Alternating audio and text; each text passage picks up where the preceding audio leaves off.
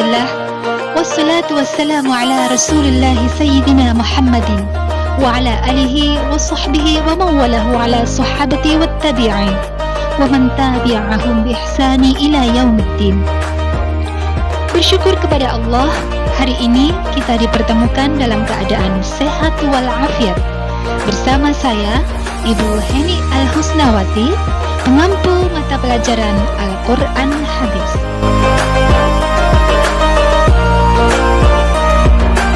Baiklah anak-anak semuanya, pada kesempatan kali ini, materi yang akan kita pelajari adalah tentang infak dan sedekah di jalan Allah Subhanahu wa Ta'ala.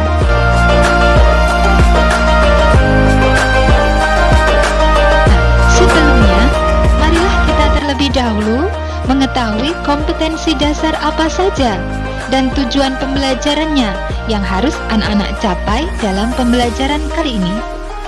Yang pertama, kompetensi dasar 3.2, menganalisis isi kandungan Quran Surat Al-Fajr ayat 15 sampai 18, Quran Surat Al-Baqarah ayat 254 dan 261 tentang infak dan sedekah di jalan Allah Subhanahu wa Ta'ala.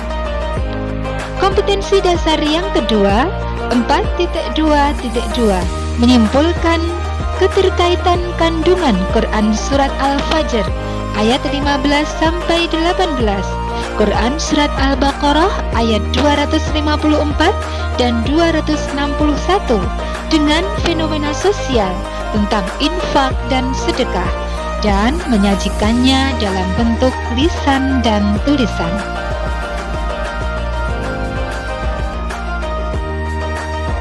Selanjutnya kita ketahui tujuan pembelajaran. Tujuan yang pertama, setelah mengikuti rangkaian pembelajaran, siswa diharapkan mampu membaca Quran Surat Al-Fajr ayat 15 sampai 18, Quran Surat Al-Baqarah ayat 254 dan 261 dan terjemahannya dengan benar dan fasih. Yang kedua, setelah mengikuti rangkaian pembelajaran, siswa diharapkan mampu menjelaskan Quran Surat Al-Fajr ayat 15 sampai 18, Quran Surat Al-Baqarah ayat 254 dan 261 dan terjemahannya dengan percaya diri.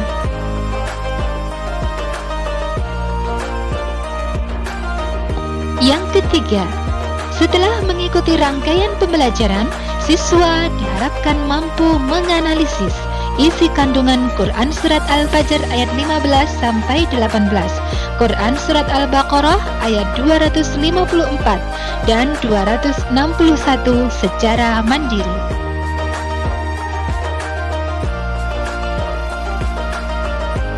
Yang keempat, setelah mengikuti rangkaian pembelajaran, siswa diharapkan mampu menerapkan isi kandungan Quran Surat Al-Fajr ayat 15 sampai 18, Quran Surat Al-Baqarah ayat 254 dan 261 dalam kehidupan sehari-hari dengan santun.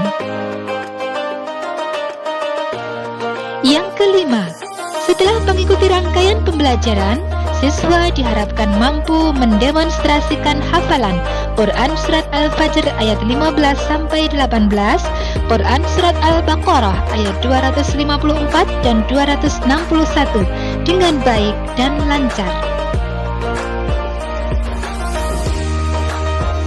Setelah mengikuti rangkaian pembelajaran, siswa diharapkan mampu menyimpulkan kaitan isi kandungan Quran Surat Al-Fajr ayat 15 sampai 18, Quran Surat Al-Baqarah ayat 254 dan 261 dengan fenomena sosial tentang infak dan sedekah, dan menyajikannya dalam bentuk lisan dan tulisan secara mandiri.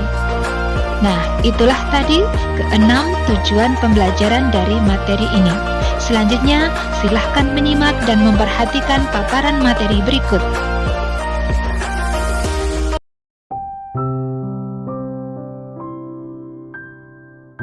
Infak dan sedekah. Apakah anak-anak sudah tahu apa definisi dari infak dan sedekah? Nah, sebagai stimulus di awal, saya perlihatkan beberapa gambar tentang berinfak. Silahkan diamati ya, ada gambar 1, gambar 2, gambar 3. Setelah mengamati, anak-anak tentu akan mempunyai gambaran infak itu seperti apa.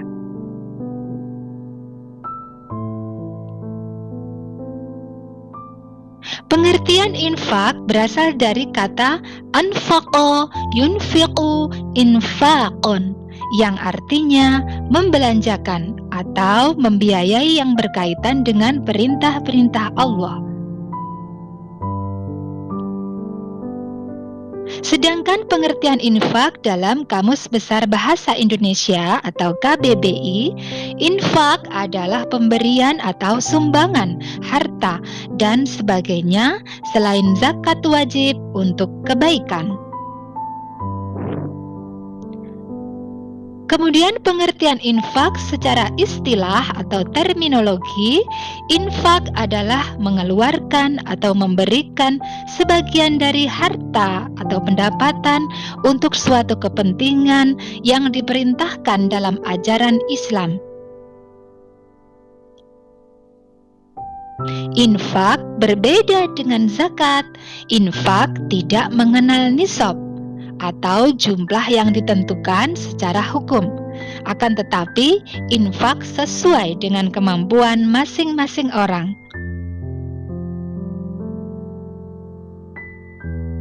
Infak dapat diberikan kepada mustahik zakat dan selain mustahik zakat, misalnya keluarga, kerabat, bahkan untuk membiayai diri sendiri.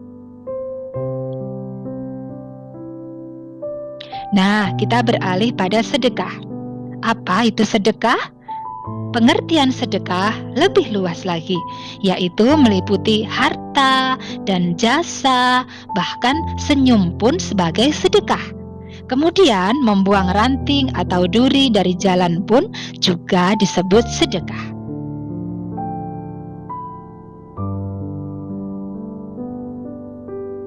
Dalam Al-Quran yang berkaitan dengan infak dan sedekah dicantumkan dalam beberapa ayat berikut.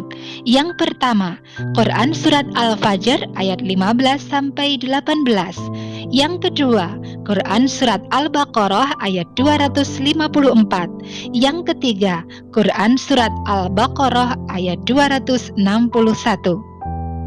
Mari kita bahas satu persatu ya.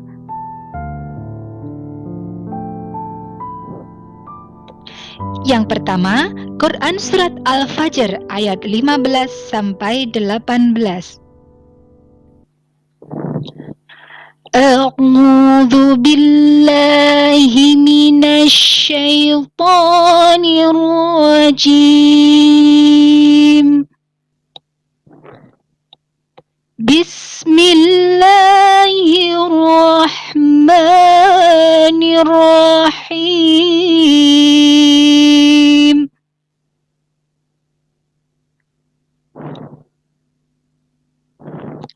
Fa'ammal insanu idza mabtalahu rabbuhu fa'akramahu wa na'amahu fayaqulu rabbi akraman.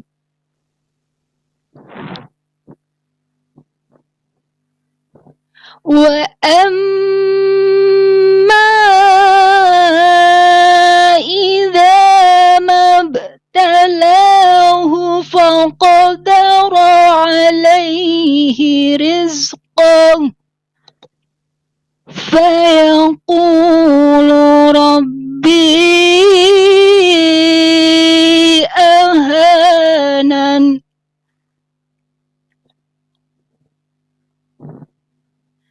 Kalla bal la tukrimuna اليتيم ولا تحاضون على طعام المسكين Sadaqallahul azim. Yang artinya, adapun manusia apabila Tuhannya mengujinya, lalu dia dimuliakannya dan diberinya kesenangan, maka dia berkata, Tuhanku telah memuliakanku. Tuhanku telah memuliakanku. Adapun apabila Tuhannya mengujinya, lalu membatasi rizkinya, maka dia berkata, Tuhanku menghinakanku. Sekali-kali tidak demikian. Sebenarnya, kamu tidak memuliakan anak yatim, dan kamu tidak saling mengajak memberi makan orang miskin. Nah, itulah anak-anak Quran Surat Al-Fajr ayat 15 sampai 18 beserta terjemahannya. Kemudian penjelasan ayat, fa'ammal insanu idza mabtalahu rabbuhu fa'akramahu wa na'amahu fayaqulu rabbi akraman. Pada ayat ke-15 ini, bahwa pada saat Allah meluaskan dalam hal rizki kepada manusia untuk mengujinya melalui rizki itu, janganlah manusia beranggapan bahwa hal itu adalah kemuliaan dari Allah untuk dirinya. Anggapan yang demikian tidak benar, karena sesungguhnya kelimpahan harta tersebut adalah sebagai ujian dan cobaan yang nantinya akan dimintai pertanggungjawaban di yaumul hisab nanti. Kemana saja, untuk apa saja harta yang dititipkan Allah dibelanjakan. Kemudian penjelasan ayat yang ke-16, wa amma idza mabtalahu faqadara alaihi rizqahu fayaqulu rabbi ahanan. Pada ayat ke-16 ini, Allah menguji manusia dengan kesempitan dan kesulitan rizki. Manusia tidak boleh berburuk sangka dan mengira bahwa hal itu merupakan penghinaan dari Allah Subhanahu wa Ta'ala. Namun, sebenarnya hal itu adalah ujian dan cobaan.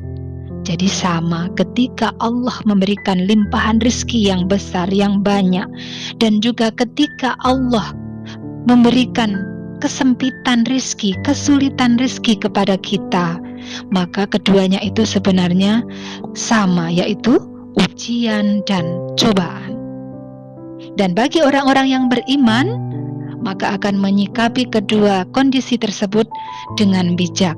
Ketika dia diberikan kelimpahan harta yang banyak, maka ia akan mensyukuri rezeki itu dengan cara berbagi kepada orang lain yang membutuhkan, bersedekah, berinfak, ya. Karena dia yakin dan percaya bahwa rezeki itu adalah ujian dari Allah untuk menguji keimanannya, untuk apa saja harta yang dititipkan itu, sehingga dia akan terhindar dari sifat kikir, pelit. Kemudian ketika dia berada pada kondisi yang sulit, ketika manusia diuji dengan kesempitan rizki, hidup berkekurangan, kemiskinan, maka bagi orang-orang yang beriman, ia akan menyikapi semua itu dengan kesabaran dan tetap meneguhkan keimanan dan ketakwaannya kepada Allah. Jadi tidak menganggap kesulitan hidup itu adalah sebagai penghinaan dari Allah untuk dirinya. Kemudian kita lanjutkan pada penjelasan ayat yang ke-17. Balla tukrimunal yatim. Sebenarnya kamu tidak memuliakan anak yatim. Pada ayat ke-17 ini, Allah memerintahkan untuk memuliakan anak yatim. Dalam sebuah hadis Nabi SAW bersabda, khairu baitin fil muslimina baitun fihi yatimun yuhsanu ilaihi wa syarru baitin fil muslimina baitun fihi yatimu yusa'u ilaihi.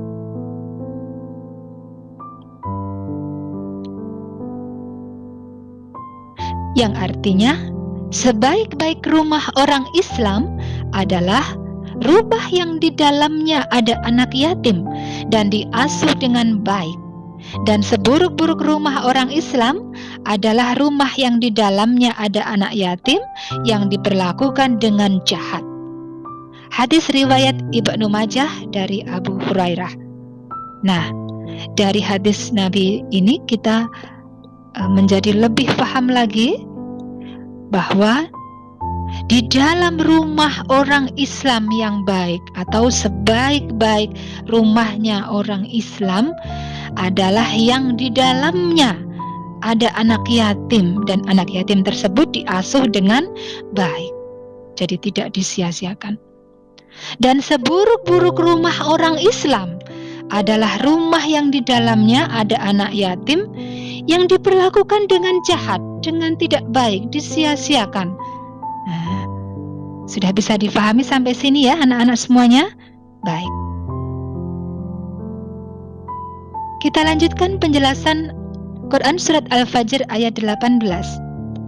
وَلَا تَحُبُّونَ عَلَى طَعَامِ الْمِسْكِينِ. Allah memerintahkan pada manusia untuk memberi santunan kepada fakir miskin. Ingat anak-anak, bahwa dari harta yang kita miliki ada hak-hak orang miskin, hak-hak anak yatim, hak-hak orang fakir yang itu harus kita tunaikan.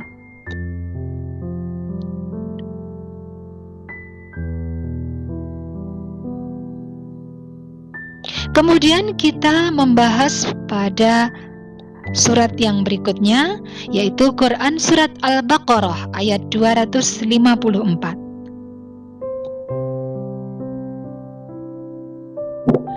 A'udzu billahi minasy syaithanir rajim.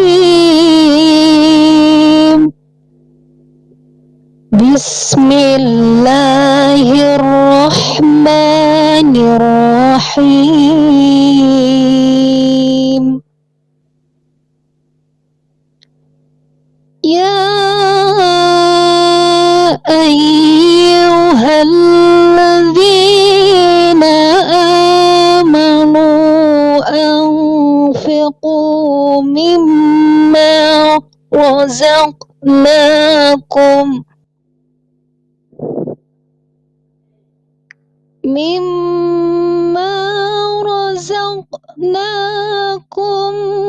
min qabli ayyatiya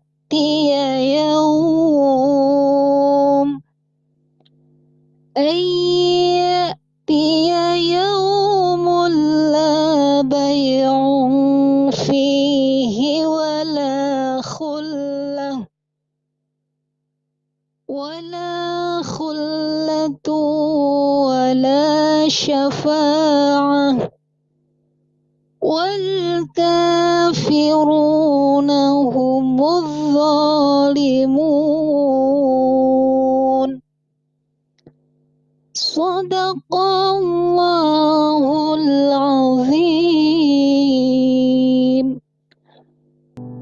Yang artinya, hai orang-orang yang beriman, belanjakanlah di jalan Allah sebagian dari rizki yang telah kami berikan kepadamu, sebelum datang hari yang pada hari itu tidak ada lagi jual beli dan tidak ada lagi syafaat, dan orang-orang kafir itulah orang-orang yang zalim. Quran Surat Al-Baqarah ayat 254. Penjelasan ayat. Pada Quran Surat Al-Baqarah ayat 254 tadi, Allah memanggil orang-orang yang beriman untuk berinfak. Perintah berinfak ini merupakan hal yang harus dilakukan oleh semua orang yang beriman sebagai bentuk ketaatannya kepada Allah Subhanahu wa Ta'ala. Orang yang beriman akan selalu menampilkan pribadi yang dermawan, sebab dalam Al-Quran perintah beriman selalu diiringi dengan amal soleh.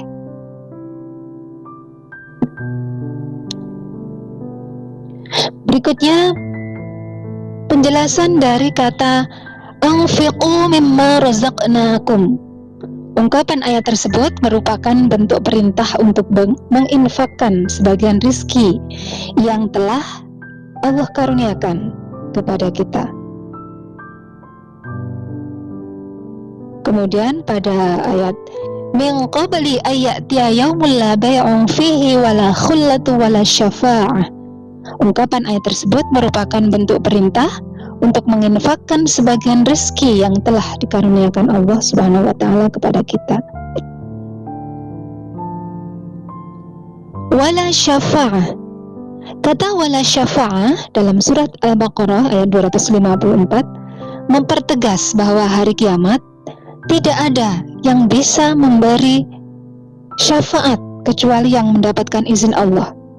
Dan orang-orang yang ketika di dunia berbuat amal soleh, menginfakkan hartanya, berbagi kepada sesama, mereka memiliki tabungan amal soleh yang nantinya akan membantu mereka, menolong mereka untuk mendapatkan ampunan dari Allah. Wal kafiruna humudz zalimun. Kata wal kafiruna humudz zalimun menjelaskan bahwa orang kafir digolongkan sebagai orang zalim. Artinya, mereka itu digolongkan sebagai orang zalim karena tidak menempatkan hak pada tempatnya. Baik, kita lanjutkan pada Quran surat Al-Baqarah ayat 261.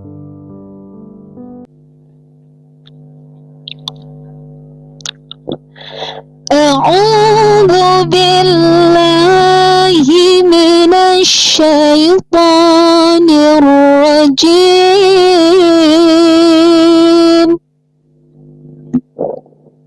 Bismillahirrahmanirrahim.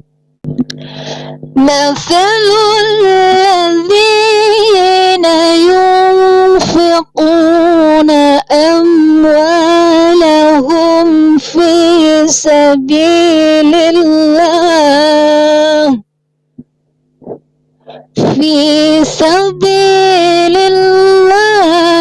kamathali habbatin ambatat sab'a sanabila fi kulli sumbulatin mi'atu habbah wallahu yudha'ifu liman yasha'.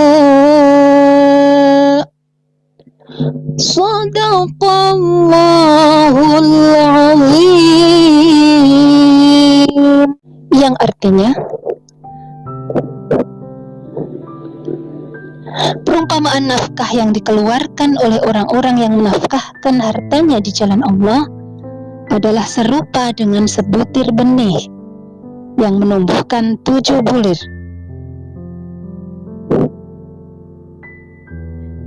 Dan masing-masing dari bulir tersebut 100 biji. Allah melipat gandakan bagi siapa yang dikehendakinya. Dan Allah maha luas karunia-Nya, lagi maha mengetahui. Quran surat Al-Baqarah ayat 261.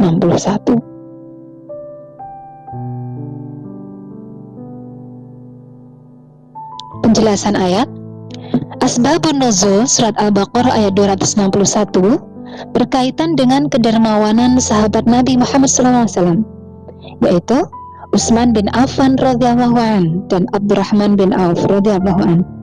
Kedua sahabat Rasulullah tersebut menginfakkan hartanya untuk membiayai perang Tabuk melawan pasukan Romawi yang akan menyerang umat Islam. Kedua sahabat Nabi tersebut dengan keikhlasan dan kedermawanannya menginfakkan hartanya untuk membiayai operasional perang Tabuk. Lalu Allah menurunkan Quran surat Al-Baqarah ini, ayat 261 ini, sebagai bentuk penegasan Allah terhadap orang-orang yang berinfak fi sabilillah. Maka akan dibalas Allah dengan berlipat ganda. Orang yang berinfak akan memperoleh pahala yang besar. Orang yang berinfak diibaratkan seperti orang yang menanam satu biji di tanah. Kemudian dari biji tersebut menumbuhkan 7 bulir. Dan tiap bulir tumbuh 100 biji. Tumbuh berkembang menjadi tak terhitung lagi. Perumpamaan ini menyatakan bahwa Allah melipat gandakan balasan bagi orang-orang yang berinfak. Kesimpulan dari ayat tersebut adalah bahwa manusia hendaknya bersyukur atas rizki yang Allah anugerahkan dengan cara menginfakkan sebagian rizkinya di jalan Allah. Infak adalah pembuktian keimanan seseorang, dan Allah akan membalasnya dengan berlipat ganda. Infak harus dilakukan dengan hati yang ikhlas karena Allah semata.